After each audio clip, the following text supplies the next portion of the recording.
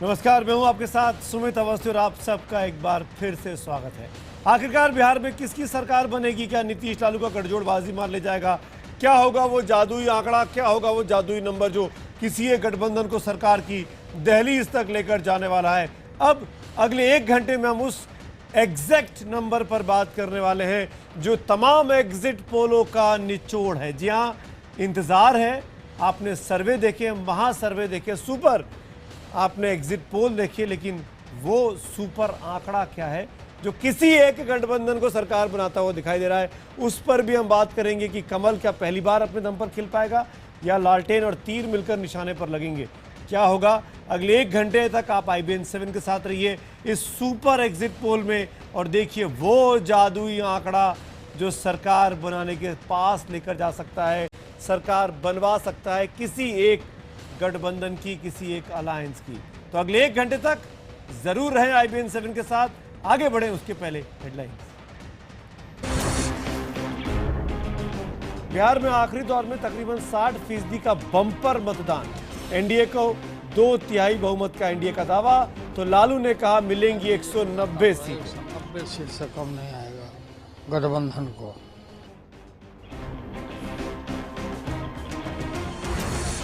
Exit poll के नतीजों में कांटे की टक्कर। टुडे चाणक्य ने एनडीए को 155 सीटें दी, तो सी वोटर और नीलसन ने महागठबंधन की सरकार बनाते हुए दिखाई।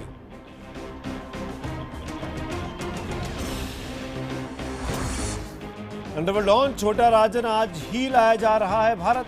दिल्ली के सीबीआई मुख्यालय में पूछताछ की तैयारी। महाराष्ट्र सरकार ने भी सारे मामले जांच एजेंसी को सौंपे।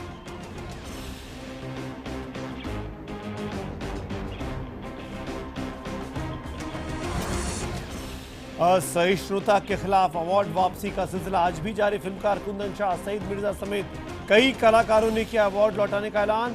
अरुंधति रॉय ने भी मिलाया सुर में सुर।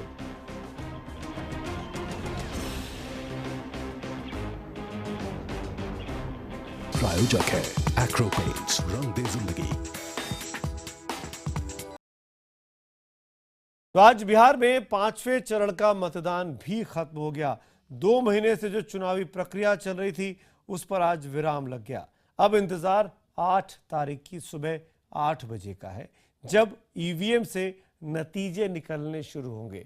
उसकी महा कवरेज की तैयारी भी IBN 7 ने की है, तो जरूर रहिएगा 8 तारीख की सुबह से लगातार हमारे साथ और जानिएगा वो चुनावी नतीजे भी।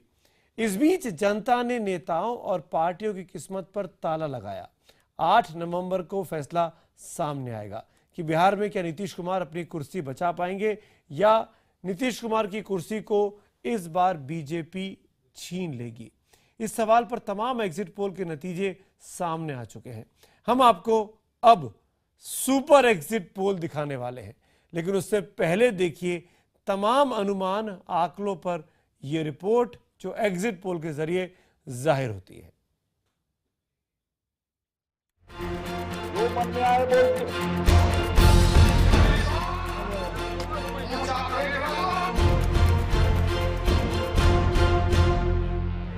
कौन जीतेगा पाटलिपुत्र का महासंग्राम?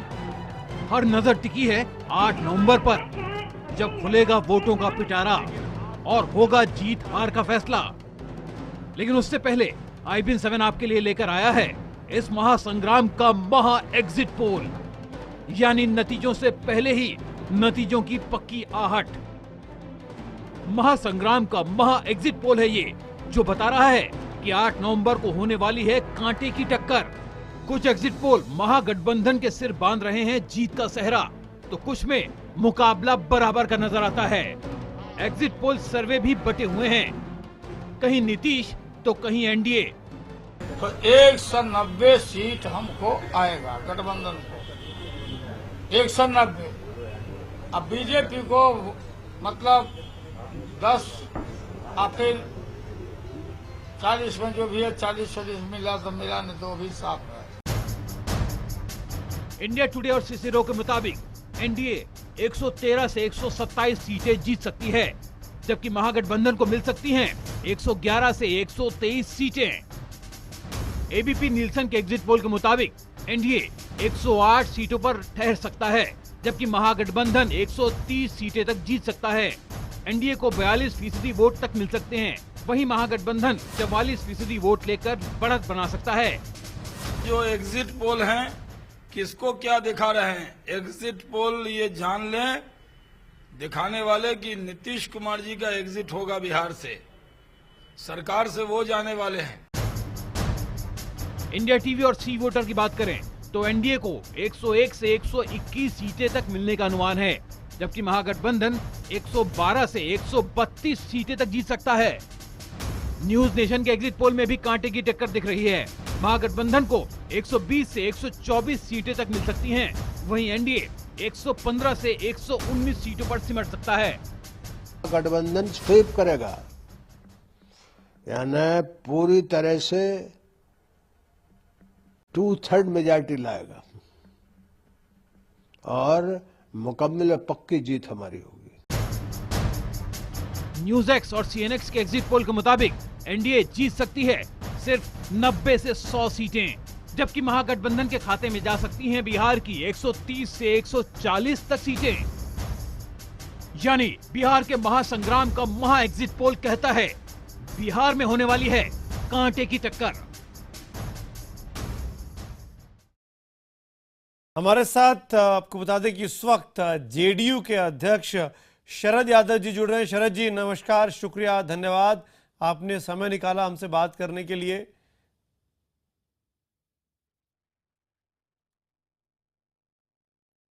शरद जी आप मुझे सुन पा रहे हैं? शरद जी को हम चाहेंगे कि फोन दोबारा मिलवाया जाए, शायद कुछ प्रॉब्लम है फोन लाइन में। लेकिन इस बीच में आपको अपने सुपर एग्जिट पोल के आंकड़े जरूर दिखा देता हूं।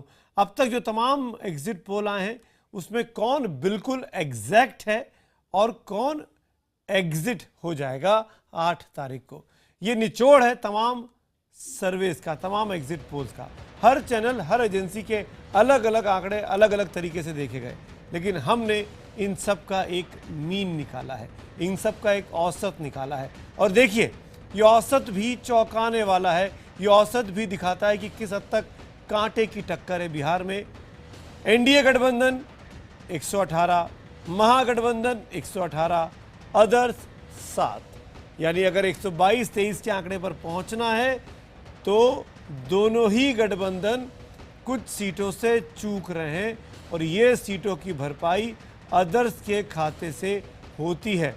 तो ये है वो जादुई सुपर एग्जिट पोल का जादुई आंकड़ा जो पूरी तरीके से हंग असेंबली की ओर इशारा कर रहा है, क्योंकि अगर ये 7 नहीं टूटते हैं तो ये तमाम सर्वे जो किसी न किसी की सरकार बनाते नजर आते हैं उन पर सवाल खड़ा होगा। और ये भी सवाल खड़ा होगा कि दरअसल बिहार की जनता तय क्यों नहीं कर पाई।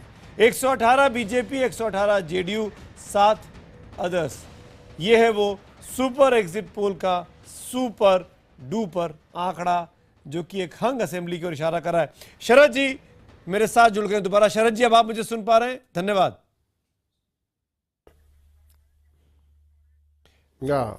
शरद जी पहली बात तो एग्जिट पोल को देखकर तो कंफ्यूजन और बढ़ गया है। हाँ। कोई बहुत क्लियर नंबर नहीं दे रहा है। आप तो इतने दिनों तक नहीं, मैं बिल्कुल नहीं मानता। आप क्या कहते हैं? नहीं ये जो नहीं आपने जो एग्जिट पोल का जो मामला चला कर रखा है, हमारा यह कतई विश्वास नहीं है, न ऐसी बात पे हम टर्बू देते हैं। आपने कहा था 1 to 1 करेंगे, आपने कई लोगों को बुला कर रखा है, इसलिए माफी चाहता हूं मैं। शरद जी मैं तो आप ही से बात कर रहा हूँ, मैं तो आप ही से बात कर रहा हूँ, मैंने औरों से तो बात भी नहीं की। मैं 1 to 1 ही आपसे बात कर रहा हूँ। नहीं, आपने काफी बड़ी दुकान लगा कर रखी है। शरद जी आप तो इतने सम्मानित, मैं कह रहा हूँ कि जिस बहस को आप चल रहे हैं मैं एग्जिट पोल मानते ही नहीं हूँ। अच्छा आप एग्जिट पोल मत मानिए, मैं आपसे दूसरे मुद्दे पर सवाल कर लेता हूँ। पत्रकार हैं इसलिए मैं समय दे दिया था। शरद जी आपके मुताबिक इन बिहार चुनावों में सबसे बड़ा मुद्दा क्या रहा? कास्ट रहा या डेवलपमेंट रहा? विकास भी मुद्दा है और जो कास्ट सिस्टम है टू इरेडिकेट करना है, उसकी जो डिस्पैरिटी है और जो इकोनॉमिक डेवलपमेंट है, ये दोनों एक साथ मुद्दे हैं। लेकिन हमने इन चुनावों में देखा जिस तरीके से कैंपेनिंग हुई, दोनों ही तरफ से, महागठबंधन से भी और एनडीए से भी, उसको देखकर तो लगा कि विकास पीछे है, जाति, बीफ और यही मुद्दे छाए रहे दोनों तरफ से।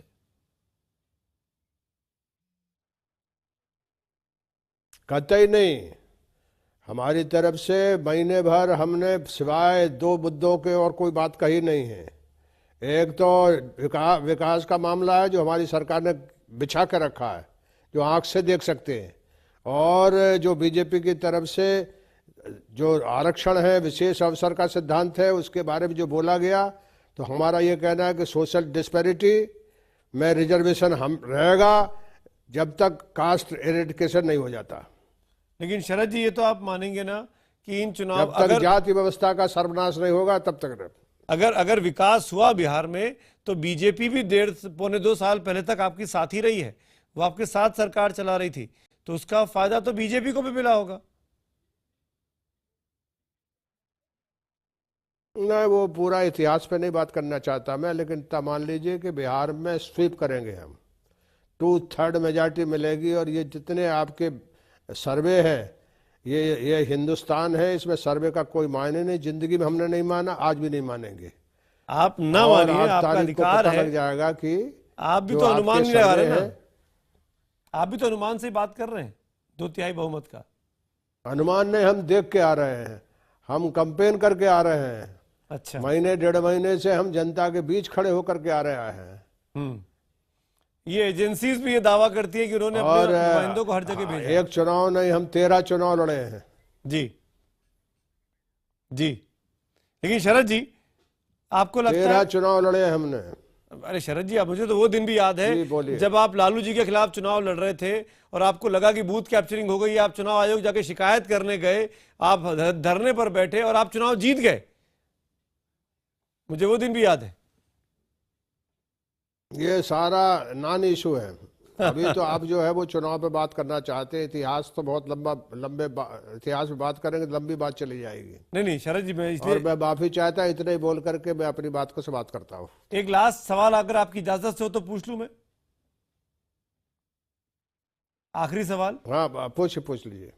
क्या लालू यादव के बेटों को, अगर आपकी 2/3 की सरकार बन रही है, तो लालू यादव के बेटों को उप मुख्यमंत्री का पद दिया जाने वाला है, जैसे कि चर्चा है? ये हमारे लिए नॉन इशू है ये। अरे सर, लेकिन बिहार की जनता के लिए तो इशू होगा। तमाम यादवों ने आपको वोट किया होगा, जानना चाहते होंगे। नहीं, वो जो भी हो, वो गठबंधन जो है वो अपने तरीके से कैंपेन किया है। आगे आने वाले समय पे जो भी परिस्थिति सामने आई उसका फैसला करेंगे। चलिए, शुक्रिया शरद जी, हमसे बात करने के लिए। थैंक यू सो मच, आपने वक्त निकाला, हमसे बात की। आगे बढ़ता हूं, तमाम और पैनलिस्ट का इंतजार किए बगैर उनका इंट्रोडक्शन कराता हूं। हमारे पास बाकी पैनलिस्ट भी इस वक्त लाइव मौजूद हैं। आरजेडी की तरफ से जयप्रकाश यादव साहब जुड़े हुए हैं, भारतीय जनता पार्टी की तरफ से संबित पात्रा हमारे साथ जुड़ रहे हैं, दानिश रिजवान हमारे साथ होंगे हम पार्टी की तरफ से। ये आंकड़े आपके सामने, उस सुपर डुपर आंकड़ों के, सुपर एग्जिट पोल के 118 की सीटों से अशरफ अंसारी हमारे साथ जुड़ेंगे, एलजेपी के स्पोक्स पर्सन। कांग्रेस की तरफ से प्रेमचंद मिश्रा मेरे साथ होंगे और श्याम रजक साहब भी होंगे। मैं तमाम पैनलिस्ट का परिचय आपसे कराता रहूंगा। संबित पात्रा मेरे साथ जुड़ चुके हैं। संबित पात्रा, शरद यादव अब साफ तौर पर 2/3 बहुमत अपनी सरकार को दे रहे थे, जाहिर तौर पर आप अपनी पार्टी को देंगे, लेकिन मेरा सवाल बहुत सीधा सा है। एग्जिट पोल को कोई नहीं मानता, और तभी मानता है जब सरकार उनकी बन रही होती है। ऐसे इन परिस्थितियों में आपका अपना एग्जिट पोल क्या कह रहा है? आपकी पार्टी ने भी तो इंटरनल रिपोर्ट ली होगी, आज पूरी इंटेलिजेंस एजेंसीज आपके पास है। आपके सर्वे, आपकी फाइंडिंग्स क्या कह रही हैं? 243 में से कितना? देखिए सुमित जी, ऐसा है कि आज आप जानते हैं चूंकि एग्जिट पोल आ रहे हैं तो तमाम जो प्रवक्ता है एक चैनल से दूसरे चैनल जा रहे हैं। तो मैं आपको आज खुल के कहूं, कभी कहीं खुशी कहीं गम का माहौल है। कहीं जाते हैं तो बड़ा खुशी होता है, कहीं जाते हैं तो थोड़ा गम हो जाता है। ऐसे में मुझे लगता है भगवान राम के चरित्र को फॉलो करते हुए तटस्थ रहना सबसे बेहतर है, और बहुत ज़्यादा ना एग्रेसिव ना बहुत ज्यादा एरोगेंस, ये नहीं होना चाहिए। अब जो होना था जनता ने तो कर दिया है, जनता ने ईवीएम मशीन में अपना मत रख दिया है और चंद घंटों का इंतजार है तो इंतजार करेंगे।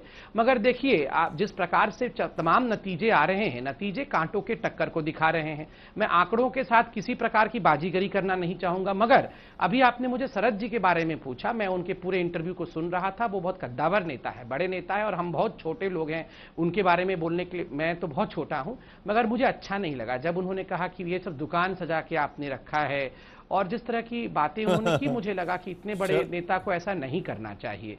नहीं, बौखलाहट बिल्कुल नहीं होना चाहिए, सम्यक होना और एकदम कंट्रोल में रहना, यह नेताओं का सबसे प्रथम गुण होना चाहिए। नतीजे जो होना है वो होंगे। मैं उस पर अब शरद जी है नहीं तो उस पर बात नहीं करते हैं, हालांकि उनका अंदाज ऐसा है। मैं शरद जी को पिछले 20 सालों से राजनीति को कवर करता आ रहा हूं। शरद जी ऐसे अक्खड़पने में बात करते आए हैं कि वो उनका वो मतलब भी नहीं होगा। बोलिए। नहीं होगा, मैं नहीं होगा, जरूर नहीं। आपका आंकड़ा बताइए संबित, अपना आंकड़ा बताइए, अपना आंकड़ा बताइए। बीजेपी का औपचारिक आंकड़ा। हमारे अब तो चुनाव खत्म हो गए ना, अब किस बात कर रहे हैं?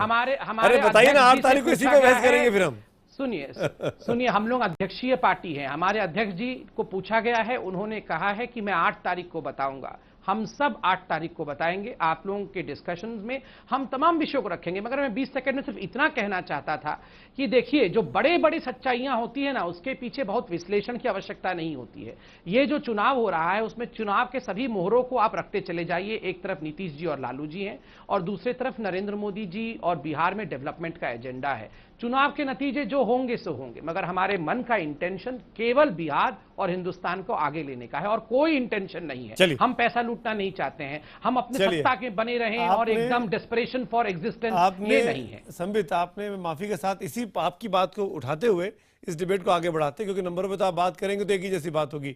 हम पार्टी के दानिश रिजवान साहब भी मेरे साथ हैं, अशरफ अंसारी साहब भी मेरे साथ हैं, प्रेमचंद मिश्रा साहब मेरे साथ हैं, जयप्रकाश भाई मेरे साथ हैं। लेकिन मेरा सवाल इस वक्त यहाँ पर दानिश रिजवान, दानिश आपको मेरी आवाज आ रही है ना? जी दानिश, मेरा सवाल आपसे, संबित पात्रा ने भी कहा अपनी बात पे कि एक तरफ लालू नीतीश की जोड़ी और दूसरी तरफ नरेंद्र मोदी और विकास। वो भूल गए कि जीतन राम मांझी, रामविलास पासवान, उपेंद्र कुशवाहा, कुछ पार्टियां थी, माना कि उनसे छोटी पार्टियां हैं, उतनी कद्दावर नहीं है, बराबरी की सीटों पे नहीं लड़ रहे थे। उनका नाम भी है, उनको कभी भुला सकते, तो आपको बोलना चाहिए था ना सर, जा सकता है आपको बोलना चाहिए था कि पासवान जी, मांझी जी, हम लोग एक हैं। जब सब कुछ, जब ब्रह्म एक है तो हमें अलग अलग करने की विकास का मतलब होता है सबका साथ, सबका साथ, और सबके साथ में विकास को जब संबित जी ने जोड़ लिया, संबित भाई ने जब विकास को जोड़ लिया, इसका मतलब है जीतन राम मांझी, उपेंद्र कुशवाहा, रामविलास पासवान, ये डेवलपमेंट के चेहरे हैं देश में। इन्होंने विकास करके दिखाया है। नीतीश जी के शासन, नीतीश जी ने जब लगा कि उनकी पार्टी में बगावत हो रही है तो उन्होंने ये समझ के जीतन राम मांझी को मुख्यमंत्री बनाया था कि महादलित है, महादलितों को समझ में थोड़े आता है, महादलित अक्ल थोड़े होती है। लेकिन जब जीतन राम मांझी ने एक पर एक ऐसे काम करना शुरू किए जो बिहार के विकास के लिए थे, जो देश के विकास के लिए थे, जो बिहार के गरीबों के लिए थे, जो बिहार के अल्पसंख्यकों के लिए थे, तब उनको लगने लगा कि अरे जीतन राम मांझी तो विकास का चेहरा। अरे दानिश भाई चुनाव खत्म हो गया, वोट पड़ चुका है। दानिश भाई चुनाव खत्म हो चुका है, वोट पड़ चुका है। अभी मैं मांझी साहब के तमाम बयान याद दिलाऊंगा तो उसमें अपने आप में 2 घंटे का एक डिबेट हो जाएगा कि किस तरह के मुख्यमंत्री रहते, उन्होंने क्या क्या बयान दिए थे और कितनी कंट्रोवर्सीज में वो रहे बगैर वजह से। विकास के काम, जी विकास के काम किए थे, इस चीज को आप भी मानते हैं? नहीं, मैं नहीं मानता हूं। ये आप कह रहे हैं, ये आप मेरे मुंह में डालिए, ये तो आप हमारे एंकर के काम कर रहे हैं, आप हमारी बात पकड़ के हमारे मुंह में डाल रहे हैं। प्रेमचंद मिश्रा, जयप्रकाश जी को शामिल करना चाहूंगा। आज जो स्थिति हम पार्टी की है, जो कि एक बहुत ही नई पार्टी है और एक बड़े गठबंधन के साथ मिलकर लड़ रही है, वहीं अगर मैं दूसरे अलायंस की तरफ देखता हूं प्रेमचंद मिश्रा जी, तो उस परिस्थिति में मुझे कांग्रेस क्यों दिखाई देती है? वो कांग्रेस जो एक वक्त में इतनी बड़ी पार्टी हुआ करती थी, बिहार में उसके मुख्यमंत्री हुए, बड़े बड़े कद्दावर मुख्यमंत्री हुए, वो कांग्रेस आज 2 रीजनल फोर्सेस के साथ बहुत ही छोटे से मिनिस्क्यूल लेवल पर चुनाव लड़ती है। क्या कांग्रेस पार्टी ने इस पर इंट्रोस्पेक्शन करना कभी शुरू किया?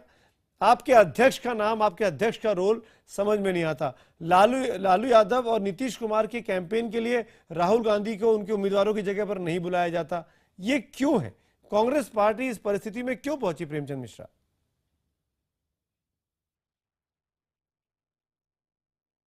देखिए, आपने बहुत सारे प्रश्न एक साथ उठाए हैं। मैं समझता हूं कि आज 25 साल से कांग्रेस बिहार में सत्ता से बाहर है 1990 में कांग्रेस को ही सत्ता से हटाकर लालू प्रसाद जी की सरकार बनी थी, उनकी पार्टी की सरकार बनी थी और हम मुख्य विपक्षी पार्टी थी।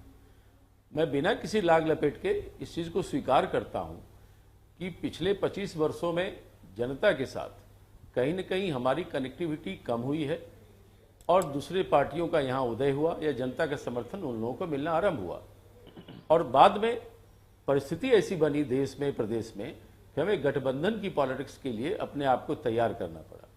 और जब आप गठबंधन में जाते हैं तो स्वाभाविक है आपको दूसरे सहयोगी दलों की भी बातों को ध्यान में रखना होता है, या आप खुद अगर सहयोगी दल हैं तो फिर आपकी भी एक सीमा होती है। तो आज के डेट में अगर हम 41 सीट पर चुनाव लड़ रहे हैं, मैं समझता हूँ ये सबसे लोएस्ट नंबर है आज़ादी के बाद जब बिहार में हम असेंबली का इलेक्शन लड़ रहे हैं।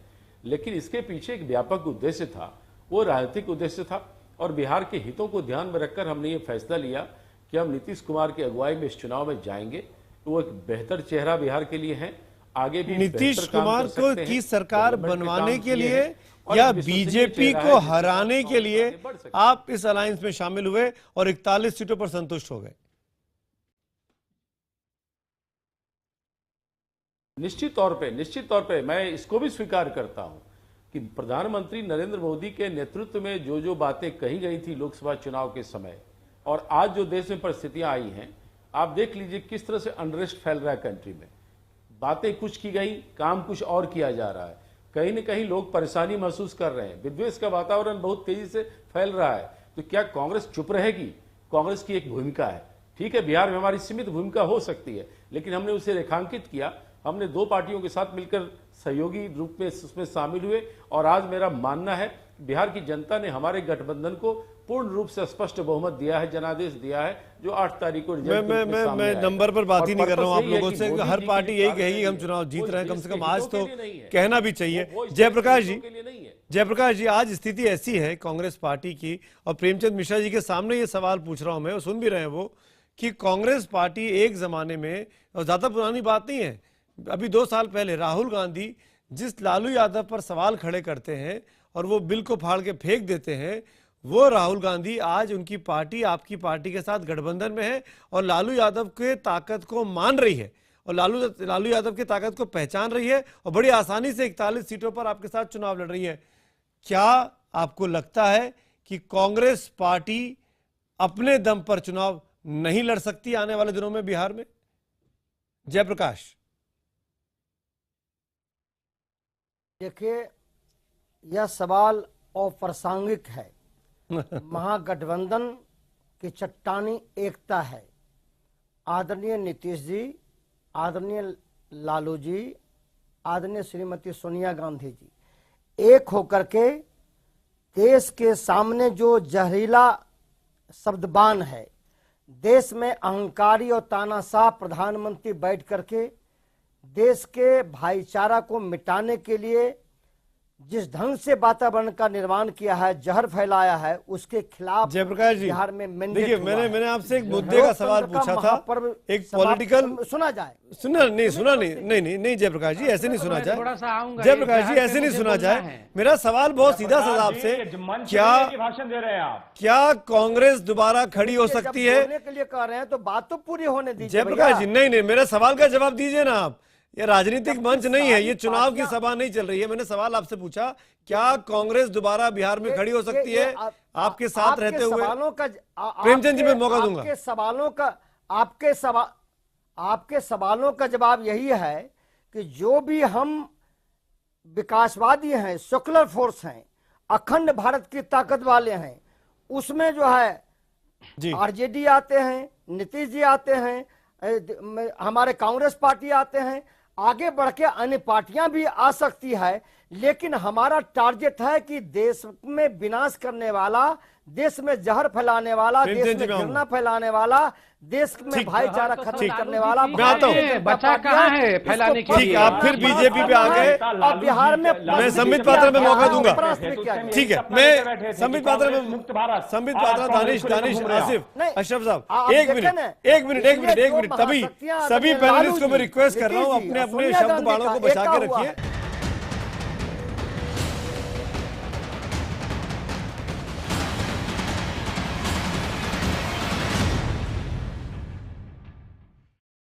एक बार फिर आप सबका स्वागत है। सुपर एग्जिट पोल का आंकड़ा एक बार फिर मैं आपके सामने रखना चाहूंगा। इसके पहले कि हम मेहमानों के पास जाएं, तमाम पैनल मेरे साथ बना हुआ है। जो तमाम एग्जिट पोल्स आए हैं अब तक, उसके मुताबिक गड्ढमड्ढ सी स्थिति है। बहुत क्लैरिटी के साथ सरकार बनती नजर नहीं आती किसी भी एक तरफ की। केवल टुडेज चाणक्य साफ तौर पर सरकार बना रहा है। न्यूज़ 24 के साथ मिलकर जो सर्वे आया है, बीजेपी की 155 सीटें जाती हुई दिखाई दी है एनडीए के पास। वहीं अगर हम बाकी जगहों की बात करें तो एबीपी के सर्वे में और न्यूज़ एक्स के सर्वे में ये दिखाई देता है, इंडिया टीवी के सर्वे में, कि महागठबंधन आगे चल रहा है। लेकिन अगर इन तमाम सर्वों का एक निचोड़ निकाला जाए, एक जादुई आंकड़े पर पहुंचा जाए, तो वो वाकई में जादुई दिखाई देता है। 118 का वो नंबर है और वो 118 का नंबर दोनों गठबंधनों के पास जा रहा है। इसीलिए इस वक्त ये कहा जा सकता है कि वाकई में बहुत ज़्यादा कांटे की टक्कर है। नहीं आसान है ये तय कर पाना कि नीतीश कुमार बने रहेंगे या उनकी कुर्सी खींच ली जाएगी। इस सही परिणामों का इंतजार अब क्लैरिटी के साथ 8 तारीख की सुबह हो पाएगा, जब ईवीएम्स खोली जाएंगी, जब परिणामों की घोषणा शुरू होगी। तमाम मेहमान मेरे साथ हैं। अब मेरे साथ एक नए मेहमान भी जुड़ गए हैं, उनका भी मैं परिचय यहाँ पर आपसे करा देता हूँ। श्याम रजक साहब सत्तारूढ़ जेडीयू की तरफ से हमारे साथ जुड़ चुके हैं। दानिश रिजवान, अशरफ अंसारी, प्रेमचंद मिश्रा, संबित पात्रा और जयप्रकाश यादव पहले से ही हमारे साथ मौजूद हैं। संबित पात्रा, मैं आपको, क्योंकि आप जवाब देना चाह रहे थे जयप्रकाश जी की बातों का, मैं वही चीज़ से शुरुआत करना चाहूँगा। सीधे तौर पर जयप्रकाश जी ये इल्ज़ाम लगा रहे हैं कि भारतीय जनता पार्टी का जवाब देने के लिए ये महागठबंधन बना और बीजेपी को करारी शिकस्त देने जा रहे हैं। देखिए, मैं इसका उत्तर दूंगा, मगर 10 सेकंड जरा मैं जीतन राम मांझी जी के लिए कहूं। देखिए, आपको याद होगा चाणक्य ने अपनी चुटिया खोल ली थी जब दाननंद ने, नंद वंश के राजा ने उनका अपमान किया था और कहा था तब तक चुटिया नहीं बांधूंगा जब तक मैं नंद संप्रदाय को समाप्त करके मौर्य वंश नहीं स्थापित कर दूं। और आज जब निकाला मतलब नीतीश कुमार, कांग्रेस और लालू ने एक महादलित जीतन राम मांझी जी का अपमान किया है, तो उन्होंने भी चुटिया खोल ली और कहा कि जब तक मैं इस डायनास्टी को समाप्त नहीं करूंगा मैं भी शांत नहीं बैठने वाला हूं। और मुझे लगता है 8 तारीख को उनका यह संकल्प पूरा होगा।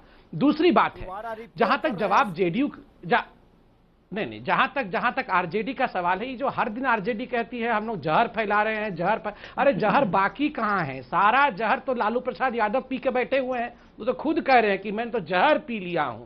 मतलब ये देखिए, स्टेबिलिटी की जो कहानी है ये अभी शुरुआत भी नहीं हुई है, अभी देखते जाइए आगे आगे।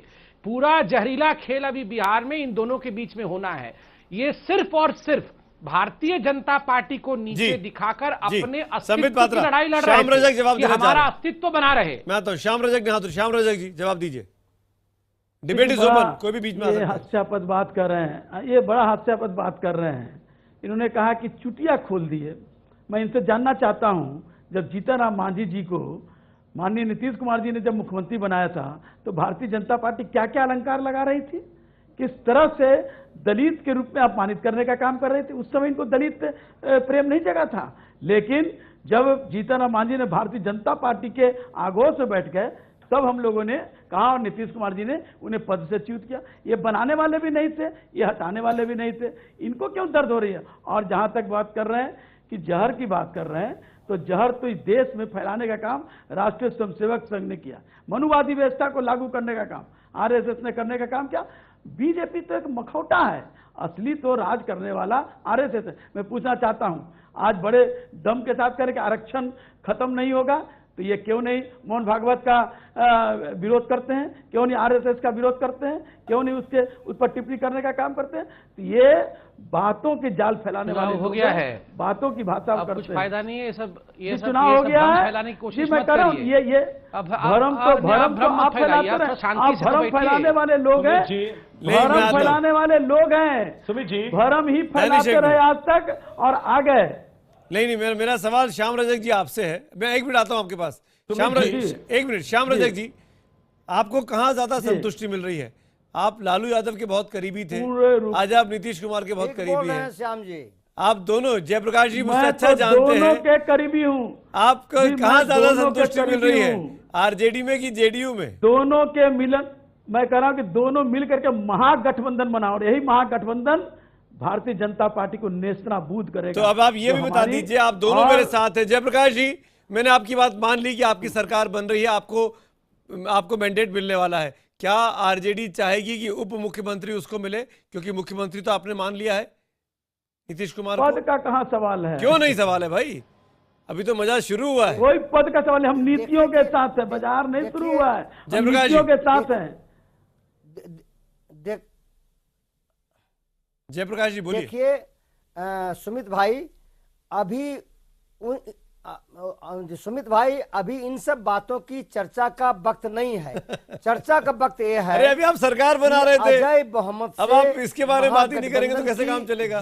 जीत हो रही है नंबर 1। अरे बहुमत बनेगा तो सरकार बनेगी ना। सुमित जी, महत्वपूर्ण सवाल ये है कि शहाबुद्दीन का राज ये लाएंगे कि नहीं लाएंगे? मेरी बात सुना जाए, कहिए ना, मेरी बात सुनिए, आप मत बोलिए कि 8 तारीख को एटीएम खुल रहा है, 47 लाएंगे कि नहीं लाएंगे, ये बताइए। महागठबंधन की ताकत निकल रहा है, और महागठबंधन की ताकत जो निकलेगी, उसमें भारतीय जनता पार्टी पस्त होकर के परास्त होकर किनारे चला जाएगा। ये बात कहने में आपको दिक्कत नहीं है, पर जहां मैं नीतियों पे आ रहा हूं, जहां मैं कैबिनेट पे आ रहा हूं, आपको दिक्कत है।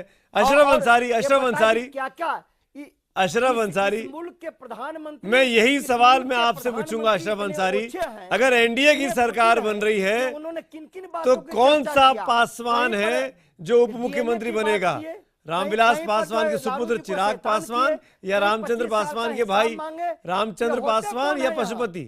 1.5 साल में तो आप अशरफ अंसारी को लाया नहीं। अशरफ अंसारी, अरे चुप रहिए, आप बहुत बोले। जयप्रकाश जी, एक मिनट। जयप्रकाश जी, अरे जयप्रकाश जी, ये चुनाव खत्म हो गया, चुनाव खत्म हो गया। जब पार्लियामेंट शुरू होगी ना तब बात करेंगे। अशरफ अंसारी, मेरा सवाल आपने सुन लिया, जवाब दीजिए। हमारे आरजेडी के सांसद कुछ लिख के लाए हो, पढ़ रहे हैं। हाँ संबित जी, ठीक है। तो शुक्रिया अदा करूंगा, हमें तो लगा कि आज हम दर्शक दीर्घा में बैठे हुए हैं। नहीं, आपको थोड़ा इंटरेस्ट भी दिखाना पड़ेगा अशरफ अंसारी, हाथ उठा के बताना पड़ेगा कि आप बोलना चाहते हैं। मैंने 2-3 बार इंडिकेट भी किया कि डिबेट इज ओपन, पर आपने एक बार भी इशारा नहीं किया कि आप बोलना चाहते हैं। तो मौका दीजिएगा ना, 5 बार हाथ उठा चुके हैं। जब आपने हाथ उठाया तो शायद आप स्क्रीन पे नहीं थे, बोलिए। नहीं था सर, था। आपसे मैं बार लगातार। अच्छा ठीक है, बोलिए। मिश्रा जी बोले तो उसके बाद एनीवे मैं बड़े चंद शब्दों में ये जवाब दे दूं। सबसे पहली बात तो ये कि हमारे यहाँ चुनाव 8 तारीख को होंगे, विधायक दल का नेता चुना जाएगा और वो तय करेगा कि कौन मुख्यमंत्री होगा और कौन उप मुख्यमंत्री होगा। हमारे यहाँ शुरू से ही झगड़ा नहीं था कि कौन नेता होगा और कौन मुख्यमंत्री होगा। हमारे यहाँ बहुत सारे लीडर हैं और सब झगड़ा तो अब शुरू होगा, मुख्यमंत्री होने के लायक है। झगड़ा तो अब शुरू होगा। झगड़ा उधर था नेता चुनने जब सरकार बनने की नौबत आएगी यहाँ तो भारतीय जनता पार्टी जिसके पास गैलेक्सी ऑफ लीडर्स है, वहां मजेदार स्थिति आने वाली है संबित पात्रा? नहीं सर, एकदम नहीं आने वाली है। नहीं आने वाली है। जहाँ था वहाँ होगा झगड़ा। ही बता देना कि प्रेम कुमार बनेंगे। ये परिवार है, ये गठबंधन नहीं है, परिवार है। सुमित जी, एनडीए एक परिवार है और परिवार में झगड़ा नहीं होता है। कैसा परिवार है, कैसा परिवार है हम लोग जानते हैं। और वो ये बोल रहे थे कि चट्टानी एकता है, पूरे चुनाव में कहीं चट्टानी एकता नहीं दिखी। न राहुल जी की सभा में नीतीश जी लालू जी हुआ करते थे, न लालू जी की सभा में राहुल जी हुआ करते थे, न लालू जी की सभा में नीतीश जी हुआ करते थे, की सभा में लालू जी हुआ करते थे। किस चट्टानी एकता की बात कर रहे हैं? और हमारे यहाँ हर मंच पर सभी दल के सारे सहयोगी और सारी हमारी मुख्य पार्टी भारतीय जनता पार्टी सभी साथ हुआ करते थे। 40 हेलीकॉप्टर को अकेले लालू जी नीतीश जी आपको विदा कर दिए। अरे जयप्रकाश जी, आप इतने वरिष्ठ हैं, तेज प्रताप और तेजस्वी को नारा मार रहे हैं आप। जयप्रकाश जी, तेज प्रताप तेजस्वी को बिहार की जनता स्वीकार कर रही है क्या? हेलीकॉप्टर ही गिनिएगा। इतना भी ना समझ रहे हैं। महाभारत की लड़ाई में, 1 मिनट, महाभारत की लड़ाई में तेज प्रताप तेजस्वी का नेतृत्व मुबारक हो। 40 मीटिंग करते हैं, 40 हेलीकॉप्टर रखते हैं, अकेले लालू जी नीतीश जी पानी पिला पिला करके बिहार से प्रधानमंत्री- अरे रोक के रखिए गठबंधन जयप्रकाश जी, जयप्रकाश जी जो आप लिख के लाए हैं ना, ये रोक के रखिए। 8 तारीख को काम आएगा, 8 तारीख को काम आएगा। जयप्रकाश जी एक मिनट, बोलते हैं कि उनके 10 वर्षों में सुशासन एक रहा है। मिनट, मैं तो मानिए 10 वर्ष मानिए से पहले मानिए का तो तमाम राजनीति मेहमानों को क्या बोलूंगा। है, एक मिनट ईमानदारी से बता अशरफ जी, एक मिनट अशरफ जी, एक मिनट। संबित पात्रा और प्रेमचंद मिश्रा भी कुछ बोलना चाह रहे हैं। श्याम रजक साहब ने भी हाथ उठाया है। इनका जब सुनामी चल रहा था, जयप्रकाश जी, सुनामी में हम जीत के एमपी आए हैं। अरे बिल्कुल ये ठीक है। क्या आप बोलेंगे यहाँ? क्या इनको नहीं आप जीत के आए हैं, बिल्कुल जीत के आए जेडीयू हैं। की तरफ से कमेंट किया गया है, मैं उसका जवाब देना चाहता हूं सर। हाँ बिल्कुल, आप मांझी साहब के बारे में जेडीयू की तरफ से कमेंट किया गया है। अरे आप जवाब दीजिए। चलिए 20 सेकंड में आप जवाब, दानिश आप जवाब दे दीजिए, उसके बाद शांत रहिएगा। 20 सेकंड में मैं जेडीयू और आरजेडी के और कांग्रेस, सुमित जी, मैं जेडीयू, आरजेडी और कांग्रेस के नेताओं को चुनौती देता हूं कि वो एक प्रूफ करके बता दें कि जीतन राम मांझी जी ने भारतीय जनता पार्टी के साथ हाथ मिलाया था। देखिए नीतीश जी आज जो 7 निश्चय लेकर चल रहे हैं, वो निश्चय जीतन राम मांझी ने अपने कैबिनेट से पास कर दिया था और उसी को चुरा करके आज इनका निश्चय है। तो ये क्या कर रहे हैं, क्या दे रहे हैं बिहार को? जीतन राम मांझी जी ने जो किसके साथ है जीतन राम मांझी जी? आखिर क्या परिस्थिति थी? किसके साथ है? इनके पास से खारिज कर दिए गए। रजक साहब कुछ बोला आज आपने। किसके साथ है जीतन राम मांझी जी? किसके साथ हैं? इस पे ये तो खुली किताब है, सामने आज है ना, आपने वो किसके आपने साथ है? एक किसके आपने साथ? एक नहीं, महादलित को घर से बाहर कर दिया। सरकार तो महादलित को पास रख रहा है, महादलित तो को वो भी नहीं, आपको वो भी नहीं बच रहा है। महादलित के प्रतीक जीतनराम मांझी जी नहीं है। महादलित के प्रतीक नीतीश कुमार जी है, जिसने महादलित आयोग बनाया, टोला सेवक बनाया। तो जीतन राम मांझी ने और जीतन मांझी को आगे बढ़ाने क्यों बनाया था? जीतन मांझी, जब जीतन मांझी ने एक आदमी नहीं है। श्याम रजक भी महादलित है, श्याम रजक भी महादलित है। जीतन राम मांझी ने कोई आवेदन दिया था क्या? जीतन मांझी जी ने कभी महादलित की अच्छा एक बात बताइए श्याम रजक, श्याम रजक एक मिनट। मैं बातों से अलग हो जाऊंगा। अभी कह रहे थे, अभी आप कह रहे थे, मैं जानना चाहता हूं एक विषय पर, वो बीजेपी के नेता जरा खुल करके कह दे। जब मोहन भागवत ने कहा था कि नरेंद्र मोदी जी मेरे अभिमन्यु हैं, तो ये अभिमन्यु हैं तो अर्जुन कौन है इनके, जरा बता दे। बताइए संबित पात्रा भाई। प्रेमचंद जी मैं आ रहा हूँ। इंतजार करिए ना, 8 तारीख को जब हम लोग चक्रव्यूह से जीत के निकलेंगे, उसके बाद हम घोषित करेंगे कौन हमारा अर्जुन है। अरे अभिमन्यु है अर्जुन, तो इसका माने नरेंद्र मोदी जी अभिमन्यु है ना। तो अभिमन्यु का तो बधुआ था, अभिमन्यु का तो बधुआ था। अरे वो सब छोड़िए, अभिमन्यु का तो क्या बधुआ है, था। मगर अब आप, अरे आप छोड़िए वो सब कौन क्या है। अरे आपका अमित शाह तो चुप हो गए, अमित शाह जी चुप हो गए हैं, उनकी बोलती बंद हो गई है। कौन सा वेद पढ़ के आए थे ऋषि मुनियों के सब उल्टा सुल्टा पढ़ के आ जाते हैं। उल्टा पुल्टा आप पढ़ते हैं, उल्टा पढ़ते हैं। आपने तो कहा, आपने तो कहा, आपने उल्टा वेद पढ़ के आए थे जिसमें ऋषि मुनि सब गाय खा रहे थे, वो ऐसा ही गलती किताब पढ़ के आते हैं। आप लोग सही तरीके से पढ़ा करिए। संबित पात्रा, श्याम रजक एक मिनट, क्योंकि दोनों गठबंधनों के बराबर के नेता मेरे पास हैं। 3 महागठबंधन के हैं, 3 एनडीए के हैं। श्याम रजक जयप्रकाश जी, श्याम रजक जी, जयप्रकाश जी, एक मिनट थोड़ा सा सब्र करते हैं। 5-7 मिनट का डिबेट का टाइम बचा है, उसको कंस्ट्रक्टिव वे में इस्तेमाल करना चाहता हूं, ताकि डिबेट को हम कहीं तो ले जाएं आगे, वरना तो ऐसे गोल जलेबी बनती रहेगी और आप लोग आरोप प्रत्यारोप करते रहेंगे। मैं एक प्रेमचंद मिश्रा आपसे पूछ रहा हूं, इस वक्त आप काफी देर से शांत हैं। मैं आपसे अगर सिर्फ एक चीज पूछूं कि बीजेपी के कैंपेन में, यानी आपके विरोधियों के एनडीए के कैंपेन में एक सबसे बड़ी चूक क्या रही प्रेमचंद मिश्रा, और क्यों? एक बिहार को लेकर और बिहार के मुख्यमंत्री नीतीश कुमार जी को लेकर बिल्कुल नकारात्मक कैंपेन किया और उससे बिहार के लोगों की भावना को भी आहत होना पड़ा। कैंपेन के लेवल को उन लोगों ने नीचे लाया और काफी धन बल का प्रयोग किया, प्रचार पर ज्यादा ध्यान मैंने एक पूछा था, आपने 2-3 गिना दी। मूलभूत बातों पर ध्यान नहीं दिया जिसके लेकर नरेंद्र मोदी के प्रति बिहार की जनता ने भरोसा किया था 16 महीने पहले। ठीक है, बिहार संबित पात्रा, भरोसा तोड़ा नरेंद्र मोदी इस चुनाव में प्रधानमंत्री। जवाब दीजिए इस आरोप का, और आप भी मुझे बताइए कि आपके विरोधी खेमे की एक सबसे बड़ी खामी क्या रही। एक जवाब भी दीजिए साथ में कि नीतीश कुमार के खिलाफ जो नेगेटिव कैंपेन किया उसका खामियाजा अकॉर्डिंग टू आपके विपक्ष बीजेपी को उठाना पड़ा। देखिए, विपक्ष का सबसे बड़ा जो खामी रहा है उनका अविश्वास रहा है। आप बताइए सुमित जी, नीतीश जी अपने दिल में झांकते होंगे, लालू जी अपने दिल में झांकते होंगे, तो वो अपने दिल में हार देखते होंगे, तभी तो ये जानी दुश्मनों को इकट्ठा होना पड़ा, वरना क्या इकट्ठे होते? इन्होंने अपने आप से पूछा क्या मैं जीत पाऊंगा, जवाब आया नहीं, तुम नहीं जीत पाओगे।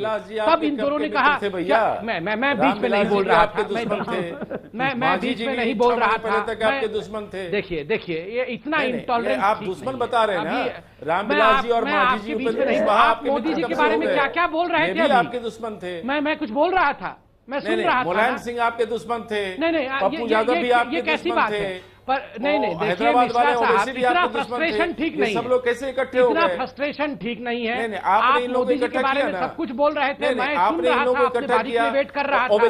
जब मेरी बारी आई और मैंने बोलना शुरू किया तो आप बीच में क्यों बोल रहे हैं? सुमित जी मैं आपसे आग्रह करूंगा, रामविलास जी आप क्या बोलते थे?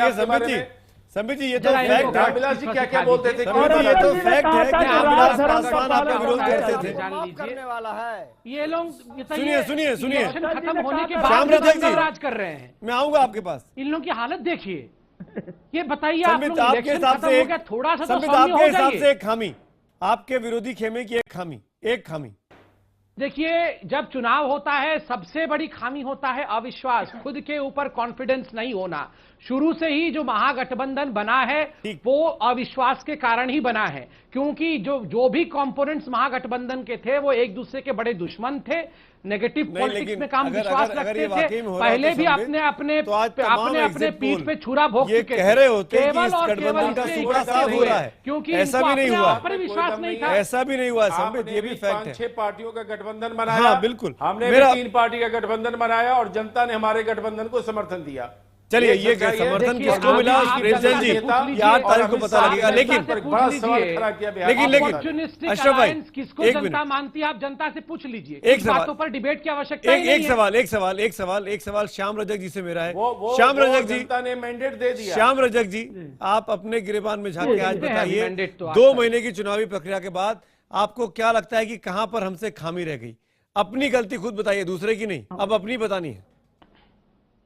हमारी कोई खामी नहीं रही है और हम लोगों ने मजबूती के साथ, अगर मैं अभी पूछूं बीजेपी की क्या खामी रही तो आप 1 घंटे बोलते रहेंगे। हाँ, नहीं एक लाइन में बोलूंगा, ये लड़ाई बिहार बनाम बाहरी था और बीजेपी ने और एनडीए ने बाहरी व्यक्ति को, जो बिहार के बाहर थे, जिन पर अविश्वास था, अमित शाह, नरेंद्र मोदी 8 तारीख को देख लेंगे कौन बिहारी और कौन बाहरी है। अशरफ अंसारी, एक भी बिहारी नहीं, अशरफ अंसारी से आए थे। आपके कोalition की एक खामी क्या रही अशरफ अंसारी, जिसको लगता था कि इसको कवर अप करके और बेहतर किया जा सकता था? अशरफ सुमित भाई, हमको कहीं नहीं दिखता कि हमारे कोalition की, हमारे गठबंधन में कहीं कोई खामी थी। और खामी आप खुद देखेंगे, हमारे यहाँ आप नरेंद्र मोदी जी के मंच पे देख लें, या रामविलास पासवान जी के मंच पे देख लें, या चिराग पासवान जी के मंच पे देख लें, या जीतन राम मांझी जी कह रहे थे कि रामविलास जी बड़ के पेड़ हैं, बड़ के पेड़ हैं, जब उसको कोई फल नहीं होता ना छाया दिया जाता है। ये था इनका मोर्चा, ये था इनका गठजोड़, ये था इनकी। मैं आग्रह करूंगा श्याम रजक जी से, काफी बड़े लीडर हैं, बड़े भाई हैं, इसलिए कम से कम वो सुन लें। मैं अपनी बात कर रहा था, मैं उनकी बात नहीं कर रहा था। मैं ये कह रहा हूं कि एनडीए गठबंधन के मंच पे आपको जनता के बीच में जाना है, जनता को दिखना चाहिए कि आप कहां एकजुट हैं, और ये महागठबंधन के नेता कहीं से भी साबित कर दें कि हाँ एक मंच पर एक साथ अगर ये रहे हो, तो ये जनता को तय करना है। इन लोगों को इतनी उत्सुकता हो गई है कि आज लालू जी कहते हैं कि 180 पर पहुंच जाएंगे, 190 जनता स्वीकार कर ली। रिजल्ट 8 तारीख को आ जाएगा, इसमें जनता का ये फैसला है, जनता का 8 तारीख को रिजल्ट आ जाएगा। नहीं बिल्कुल आएगा, लेकिन निश्चित तौर पर जनता के फैसला का सम्मान हम भी करते हैं, बोल चुके हैं, जनता के फैसले का सम्मान हम खुद भी करते हैं और हम चाहते हैं कि आप लोग भी करें। अच्छा 190 में जयप्रकाश जी आपकी पार्टी को अपने खुद का कितना आ रहा है? आरजेडी के पास कितनी सीटें आ रही है जयप्रकाश जी 190 में से? 2 बेटे हार रहे हैं इनके, तेज प्रताप हार रहे हैं। जयप्रकाश जी बहुत वरिष्ठ नेता है, कम से कम दिल पे हाथ ईमानदारी से अलग अलग करके नहीं लड़े हैं। अरे अपनी सीटें बता दीजिए ना, 100 में से 100 आ रही है क्या? 100 में से 100 आ रही है क्या? यहाँ पर नहीं, ये आप पूरा बिहार देखा है। आदरणीय लालू जी ने कहा कि हम सोनिया गांधी के मंच पे नहीं सबका जाएंगे। आंकड़ा एक है। चलिए। और जो है हमारी भारी विक्ट्री हो रही है करके जो आप लड़े हैं, तो ये आदरणीय लालू जी ने भी कहा था कि सोनिया गांधी और राहुल गांधी के मंच पर नहीं जाएंगे। जनता पार्टी इतना एक रहे हैं, दिखा रहा है। और आप वरिष्ठ नेता हैं, एक एक करके बात करिए, एक एक करके बात करिए। प्रताप तेजस्वी के हार के कुमार जी के डीएनए में दोष है। अरे लालू जी को शैतान कहने का काम किया और इन्होंने जंगल राज कहा। तो क्या बोल दीजिए, जुबान पे शैतान ये लालू जी ने कहा था। है इस मुल्क के प्रधानमंत्री संबित पात्रा जवाब दे दीजिए, मुझे वाइंड अप करना है। क्या रामविलास जी बर का पेड़ है? रामविलास जी क्या बर का पेड़ है जैसा जीतन राम मांझी ने कहा था? नहीं नहीं नहीं, मैं आपको याद दिलाऊं, जयप्रकाश जी, जयप्रकाश जी, जयप्रकाश जी, जयप्रकाश जी, जयप्रकाश जी, जयप्रकाश जी, भाषा का स्तर तो दोनों तरफ से गिरा। जयप्रकाश जी, जयप्रकाश जी, मीसा भारती ने प्रधानमंत्री को गली का गुंडा कहा, ये कहा कि भाषा है, तो भाषा का स्तर तो दोनों तरफ से गिरा। लेकिन मेरे आप सबसे दरख्वास्त है, जयप्रकाश जी, अशरफ अंसारी, दानिश रिजवान, प्रेमचंद मिश्रा, संबित पात्रा, श्याम रजक, मेरी आप सबसे में नहीं आ रहे हैं। अरे जयप्रकाश जी, एक मिनट मेरी बात सुन लीजिए। मैं हाथ जोड़ के करबद्ध तरीके से आप सबसे ये प्रार्थना कर रहा हूं कि अपने अपने गले को बचा के रखिए। अभी 8 तारीख को असली लड़ाई होनी है, गला बैठना नहीं चाहिए, आवाज में यही बुलंदी रहनी चाहिए, चाहे परिणाम जो भी आए, तब मजा आएगा। शुक्रिया आप छियों का मेरे साथ जुड़ने के लिए, थैंक यू सो मच हमारे साथ जुड़ने के लिए। मैं उम्मीद करता हूं कि 8 तारीख को जब चुनावी परिणाम सामने आएंगे सुबह 8 बजे से, और IBN 7 की एक खास कवरेज शुरू होगी सुबह 6 बजे से इस महापोल की, तो आप इस महासंग्राम के नतीजों की तो आप जरूर रहिएगा हमारे साथ। सबसे पहले सबसे सटीक विश्लेषण के साथ, पूरे पैनल के साथ, तमाम मेहमानों के साथ हम हाजिर होंगे सुबह 6 बजे से बिहार के चुनाव परिणाम लेकर, क्योंकि ये चुनाव परिणाम सीधे तौर पर इस बात पर क्या असर डालेंगे कि बीजेपी अगर हारती है तो कौन हारा, बीजेपी की केंद्रीय नेतृत्व हारा या बीजेपी का स्थानीय नेतृत्व हारा, और अगर बीजेपी जीतती है तो कौन जीता, स्थानीय या केंद्रीय नेतृत्व। सिमिलरली उसी तरीके से अगर महागठबंधन ये चुनाव हार जाता है तो क्या लालू यादव और नीतीश कुमार के लिए उनके राजनीतिक करियर का वाइंड अप करने का टाइम आ जाएगा, उनका बोरिया बिस्तर बांधने का टाइम आ जाएगा, क्या उस दहलीज पर चुनाव उनको ले जाएगा, क्या होगा जानेंगे 8 तारीख को। आप रहिएगा जरूर IBN 7 के साथ। शुक्रिया।